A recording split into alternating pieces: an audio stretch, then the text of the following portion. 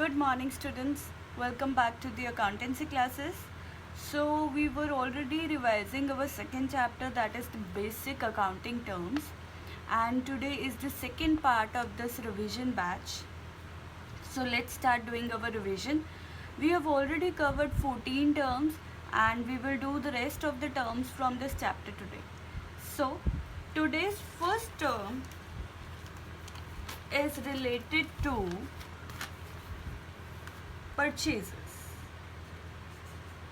Related to purchase. Purchase क्या होती है? गुड में हमारी फर्म में, बिजनेस में हम सामान खरीद के लेके आते हैं. जब तो हम जिस बिजनेस का, अगर हम बिजनेस कर रहे हैं तो जिस बिजनेस में जिस आइटम में डील कर रहे हैं, अगर वही आइटम खरीद के लेके आ रहे हैं तो उसे कहते हैं परचेज. पर अगर हम उसके अलावा कोई और आइटम खरीद के लेके आ रहे हैं उसे हम क्या कहते हैं? एसेट्स या एक्सपेंसेस. फॉर एग्जांपल, फर्नीचर का बिजनेस है और हम लकड़ी खरीद के लेके आए हैं, तो वो क्या है? जिस चीज़ में हम डील करते हैं हम उसी आइटम को खरीद के लेके आए हैं, स्टॉक लेके आए हैं, दैट इज़ परचेजेस. बट अगर फर्नीचर का बिजनेस है और मैं कंप्यूटर ख़रीद के लेके आई हूँ, तो मैं कंप्यूटर अपने बिज़नेस की हेल्प के लिए लेके आई हूँ, जो लॉन्ग टर्म यूज़ के लिए है, उसे हम क्या कहेंगे? Asset.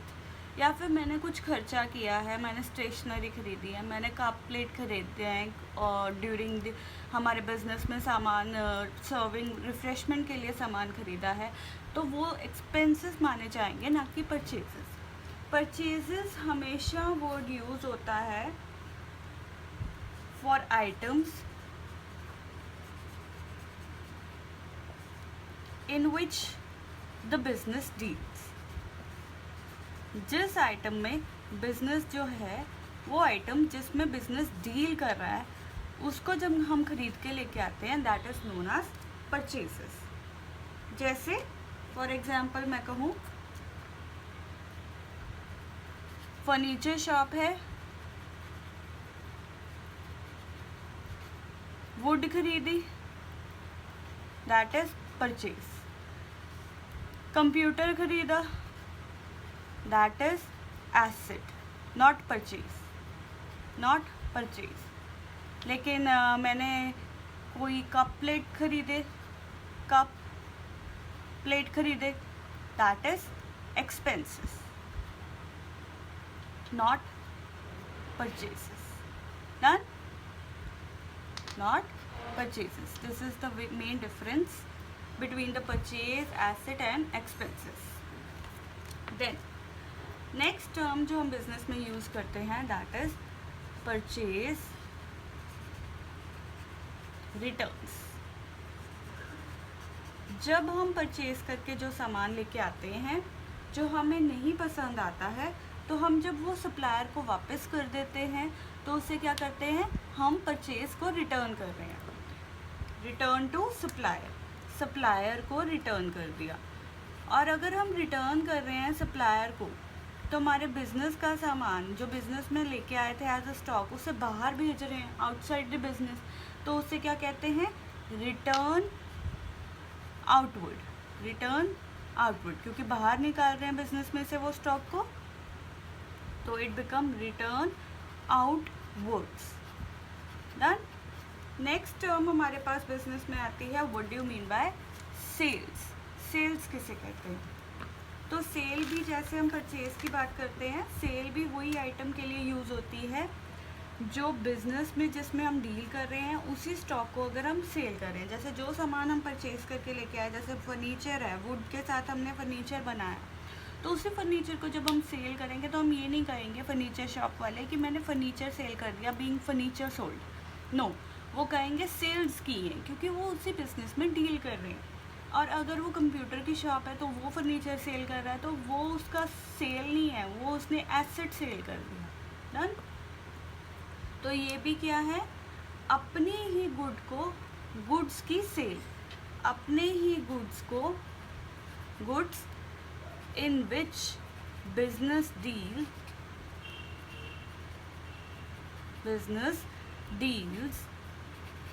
are sold out, right? जिसमें बिजनेस डील करता है उसे हमने सेल किया है। देन नेक्स्ट टर्म हम यूज़ करते हैं purchase, sale, return.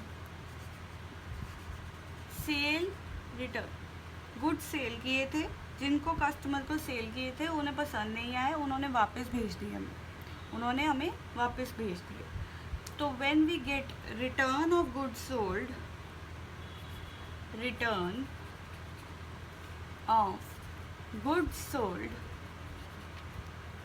That is known as sale return. और सेल रिटर्न को हम क्या कहते हैं, हमारा ही स्टॉक हमारे पास वापस आ रहा है तो दैट इज रिटर्न इनवर्ड्स। वो हमारे पास वापस आ रहा है तो उसे कहते हैं हम रिटर्न इनवर्ड। ठीक है जी।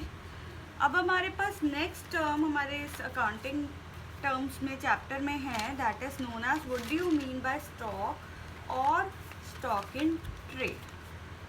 What do you mean by stock. Stock क्या होता है, जब हम इन्हीं गुड्स की जो हम परचेज करके लेके आते हैं फॉर रीसेलिंग, या फिर हम परचेज करके ले आते हैं एज अ रॉ मटेरियल, उससे हम फिनिश गुड बनाते हैं प्रोसेसिंग करके, तो जो भी उनका स्टॉक, जो भी उनका बैलेंस ईयर एंड पे दैट इज़ 31 मार्च को जो उनका बैलेंस पड़ा होगा उसे हम कहते हैं स्टॉक, उसे हम कहते हैं स्टॉक। और इसे हम क्लोजिंग स्टॉक कहते हैं, क्लोजिंग स्टॉक भी कहते हैं, यानी कि वो स्टॉक का बैलेंस जो अकाउंटिंग ईयर दैट इज़ 31 मार्च को एंड टाइम पे पड़ा है, जितना बैलेंस। ओपनिंग स्टॉक क्या कहते हैं, जब 1 अप्रैल को बिजनेस का अकाउंटिंग ईयर स्टार्ट होता है तो उस दिन जो बैलेंस है बुक्स में उसे कहते हैं ओपनिंग स्टॉक, और जो साल के आखिर में 31 मार्च में जो बैलेंस पड़ा है उसे हम कहते हैं क्लोजिंग स्टॉक।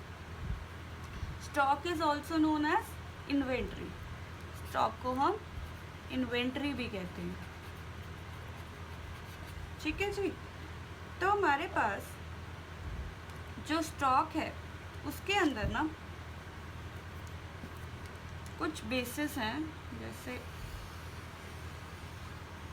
मैं कहूँ कि रॉ मटेरियल लेके आए,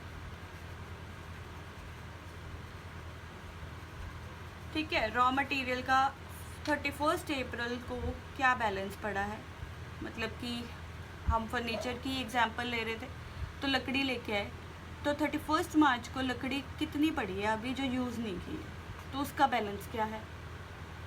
फिर वर्क इन प्रोग्रेस, अगर हमने लकड़ी से कुछ सामान बनाना शुरू कर दिया, सेमी फिनिश गुड हैं, सपोज़ हमने लकड़ी का सोफ़े का एक प्रॉपर स्ट्रक्चर बना दिया, तो 31 मार्च को वो कितना पड़ा है, कितना बैलेंस पड़ा है, कितने अमाउंट का, तो उसे क्या कहते हैं वर्क इन प्रोग्रेस, यानी कि semi finish goods. Then finish goods, अगर हमारा गुड्स बन गया, फिनिश हो गया, सोफ़ा बन गया और अभी सेल नहीं हुआ है लेकिन वो स्टॉक में पड़ा है, तो उसका बैलेंस, ठीक है, उसका balance. Then next is stock in trade. Stock in trade वो सामान होता है जो हम डायरेक्टली मार्केट से उठा के लेके आते हैं, अपना मार्जिन रखते हैं और सेल कर देते हैं, कोई उसकी प्रोसेसिंग नहीं करते, कोई उसे मैन्युफैक्चर नहीं करते। दैट इज़ रीसेलिंग के लिए जो सामान है उसका अभी हमारे पास कितना स्टॉक बचा पड़ा है। तो बिज़नेस में स्टॉक में वो सामान भी आता है जो हम रॉ मटेरियल से फिनिश गुड में बनाते हैं, मतलब कि लाकर बनाते, या फिर सीधा बना बनाया लेके आते हैं और उसे सेल कर देते हैं। देन तो ये हमारे पास गुड्स में, गुड्स हमारे दो, स्टॉक और गुड्स, यानी कि स्टॉक भी गुड्स का ही होता है, तो उसमें ये दोनों चीज़ें आती हैं, खुद बनाया और एक बना बनाया लेके आए और उसे लाकर सेल कर दिया। ठीक है जी। देन नेक्स्ट हमारे पास बिजनेस में टर्म आती है that is trade receivable, that is trade receivable.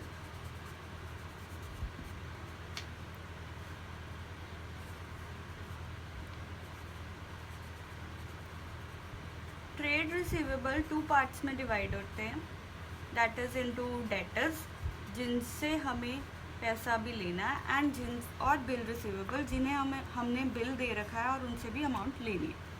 Receivable means हमने रिसीव करना है लेकिन अभी किया नहीं, अमाउंट हमें मिलनी है, तो ये हमेशा डेबिट साइड में आता है। और डेबिट वर्ड से ही बनता है डेटर्स। डेटर्स यानी कि जिन लोगों को हमने उधार पे सामान दे रखा है, जिनसे अभी पैसा लेना बाकी है। बिल रिसीवेबल मीन्स कोई भी तरह का बिल किसी के ऊपर हमने खड़ा किया है और उससे अभी पैसा लेना है, ठीक है। बिल रिसीवेबल मीन्स उससे हम एक प्रॉमिसरी नोट ले लेते हैं, एक तरीके का ये नोट होता है कि हम तुमने मुझे इतनी अमाउंट को इतना पैसा देना है। तो ट्रेड रिसीवेबल मीन्स कोई भी अमाउंट जो अभी बिजनेस में आनी बाकी है, जो उसकी डेबिट वाली अमाउंट है, जो बिजनेस का पैसा है अभी आना बाकी है। डन। और ऐसे ही हमारे पास एक और टर्म होती है, that is trade payable. Trade payable. Trade payable भी 2 टाइप्स के होते हैं। One is known as creditors and another one is known as bill payable. Creditors यानी कि जिन्हें हमें उधार पे पैसा, उधार से सामान ले आए और उन्हें अभी पैसा देना बाकी है। और बिल भी जैसे हम किसी को प्रॉमिस कर रहा है कि I will pay you some amount in some particular time at a specific time at a specific amount. तो पेएबल मीन्स पे करना, हमें पे करना है, किया है नहीं, अभी ड्यू है, हमें पे करना है। इट कैन बी हम उधार पे सामान ले आए, पैसा देना बाकी है, या फिर हमारे पे बिल है जो हमें पे करना है। डन। नेक्स्ट टर्म इसमें स्टॉक के बाद ट्रेड रिसीवेबल के बाद गुड्स है। गुड्स में हमने क्या किया, दोनों आइटम जो रॉ मटेरियल से फिनिश गुड तक जाती है, एज वेल एज वो सामान जो हम लेके आए हैं फॉर डायरेक्टली रीसेल, वो सामान जो हम लेके आए हैं for directly resale. Then next term हम इसमें यूज़ करेंगे, that is known as cost. What do you mean by cost? Cost is the amount, cost means अगर हम कोई भी बिजनेस में ट्रांजैक्शन कर रहे हैं, उससे हमें कोई भी मनी रिसीव हुई है, मनी से की है कुछ भी, या फिर मनी दिया, मनी रिसीव, यहाँ पे हम क्या लेंगे, अगर कोई भी बिजनेस ट्रांजैक्शन हुई है जिससे हमारी कुछ भी गुड्स के बदले में मनी एक्सचेंज हुई है, या गुड्स और सर्विसेज के बदले में मनी की टर्म में मेजरेबल अमाउंट एक्सचेंज हुई है, तो उसे कहते हैं मनी इक्विवेलेंट, उसे कहते हैं कॉस्ट। यानी कि ये वो अमाउंट ऑफ रिसोर्स है, रिसोर्स यानी कि मनी या फिर मनी इक्विवेलेंट, जो हम देते हैं in exchange of some goods और सर्विसेज। गुड्स लिए, सर्विसेज लिए, उनके बदले में जो हम मॉनेटरी फॉर्म में, और अगर मनी नहीं दे रहे हैं तो मनी जैसी कोई भी अमाउंट, जैसे हमने बार्टर सिस्टम में किया था कि पहले लोग सामान लेते थे और सामान के बदले सामान देते थे, तो वो उसे कहते हैं monetary money equivalent. Done. Then next term is known as voucher. Voucher, what do you mean by voucher? Voucher वो डॉक्यूमेंट होता है जिसके बेसिस पे हम बिजनेस ट्रांजैक्शन को फर्स्टली अपनी बुक्स में रिकॉर्ड करते हैं। वॉचर, जैसे हमने देखा कि ये बिजनेस की ट्रांजैक्शन है, तो उसे जर्नल में पास करने के लिए, जर्नल मीन्स सबसे पहले एंट्री कहाँ पास होती है, जर्नल में। तो जर्नल में एंट्री पास करने से पहले जब हम उसे एक प्रूफ के तौर पे फर्स्टली रिकॉर्ड करते हैं, जैसे हम बिल बनाते हैं हर एक एंट्री का, तो उसे क्या कहते हैं, वॉचर। उसे क्या कहते हैं, watcher. Document for first recording in books. Books mean books of accounts. Done. Then next term हमारे पास आता है इसमें discount. What do you mean by discount? Discount क्या होता है? छूट, छूट दे दी, रिबेट दे दी। डिस्काउंट इज छूट, रिबेट दे दी, अलाउंस दे दिया। और डिस्काउंट हमारे पास 2 पार्ट्स में होता है, एक होता है ट्रेड डिस्काउंट और दूसरा होता है cash discount. Trade discount, cash discount. Trade discount जो होता है वो हम बुक्स में नहीं रिकॉर्ड करते, कैश डिस्काउंट को हम अपनी बुक्स में ऑलवेज रिकॉर्ड करते हैं। ट्रेड डिस्काउंट जैसे कि हमने कहा कि अगर आप आज आप पे कर दोगे तो हम आपको 10% डिस्काउंट देंगे। जो अपनी मर्जी से एक सेलर डिस्काउंट दे रहा है उसे क्या कहते हैं? Trade discount. कैश डिस्काउंट वो होता है जो मतलब कि जैसे हम बुक्स में कहते हैं, आपको डिफरेंस दिखाती हूँ, हम अपनी देखते हैं कि सेल लगी हुई है, हमारे ऊपर लिखा होता है कि ये 2000 का सामान था, ये टॉप 2000 का था, लेकिन इसके ऊपर डिस्काउंट लगा के ये सिर्फ 999 की रह गई। तो ये क्या है? Trade discount. ये हम डायरेक्टली क्या करते हैं? डायरेक्टली रिकॉर्ड करते हैं। इस डिफरेंस ऑफ डिस्काउंट को हम बुक्स में नहीं रिकॉर्ड करते। कैश डिस्काउंट क्या होता है कि अगर आप 5000 की शॉपिंग करोगे तो आपको 20% डिस्काउंट मिलेगा। ऑफ़र लगा दी तो उसे क्या कहते हैं? Cash discount. और इस डिस्काउंट को हम बुक्स में रिकॉर्ड करते हैं। इस डिस्काउंट को हम बुक्स में रिकॉर्ड करते हैं। Then next term we are using over here is GST. What do you mean by GST? GST मीन्स जब हम बहुत सारे टैक्सेस जो पहले लगते थे, एक्साइज ड्यूटी, कस्टम ड्यूटी, उन सभी को मर्ज करके एक ही टैक्स लगाना शुरू कर दिया। गुड्स पे, सर्विस पे। GST means goods and services tax. तो उन सभी के ऊपर जब एक ही टैक्स लगता है तो उसे कहते हैं GST। तो GST पे कब किया जाता है? At the time of purchase